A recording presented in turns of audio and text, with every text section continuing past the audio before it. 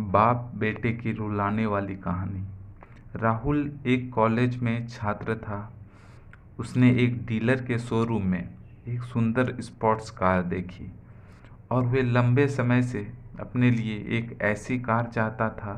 राहुल जानता था कि उसके माता पिता इसे खरीदने के लिए सक्षम हैं, इसलिए उसने उन्हें बताया कि उसे ये कार अपने ग्रेजुएशन कंप्लीट होने पर गिफ्ट के रूप में दे दे।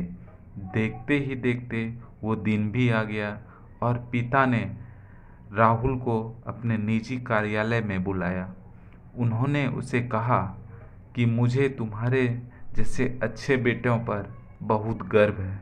उन्होंने उसे बताया कि वह उसे कितना प्यार करता है और उसे एक प्यारा रैपर से लिपटा हुआ उपहार दिया।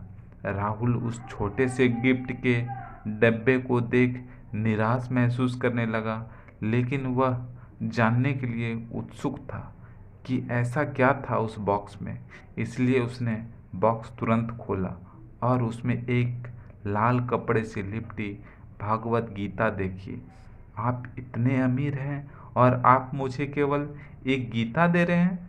काफ़ी गुस्से से अपने पिता पर वो चिल्लाया और अपनी नाराजगी और गुस्से के बस में आकर ना आप देखा ना ताप तुरंत घर छोड़ दिया।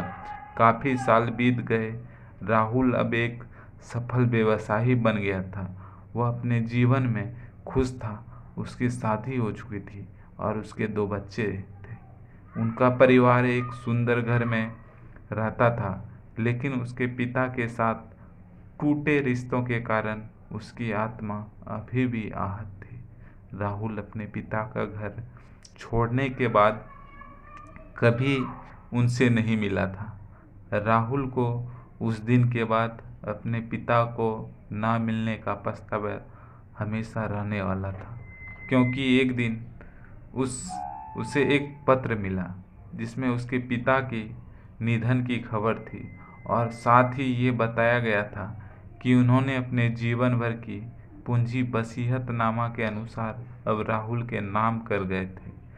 अपने पिता की सारी संपत्ति विरासत में मिली। तब राहुल अपने पिता के घर पहुंचा और कुछ महत्वपूर्ण कागज की तलाश करने लगा और गलती से वही गीता का उपहार लिपटा हुआ मिला, जिसे देख उसे फिर उसी उदासी का एहसास हुआ। उस गीता को उसने अच्छे से देखा तो उस पर अपने पिता की हैंडराइटिंग में कुछ लिखा पाया था। उस पर लिखा था, मैं खुद को बेचकर भी हर सपना पूरा करूँगा तेरा, बस तू सपने जरा बड़ा देखना। ये बोल रहा बाप नहीं, जिंदगी का सबसे पहला दोस्त तेरा। ये कविता पढ़ी ही थी कि अचानक उस किताब से एक चाबी गिरी, जिसके ऊपर लगे टैग पर उसके ग्रेजुएट होने की तारीख के साथ कॉन्ग्रेचुलेशंस और आई लव यू लिखा हुआ था। उसके सर के ऊपर से उसके पिता का साया तो पहले ही उठ चुका था और आज उसकी ज़िंदगी सबसे बड़ी गलती के बारे में जानकर उसके पैरों के नीचे से ज़मीन खिसक गई। इस दिन राहुल की आंखें और रूह दोनों पछतावे के आंसू रोई।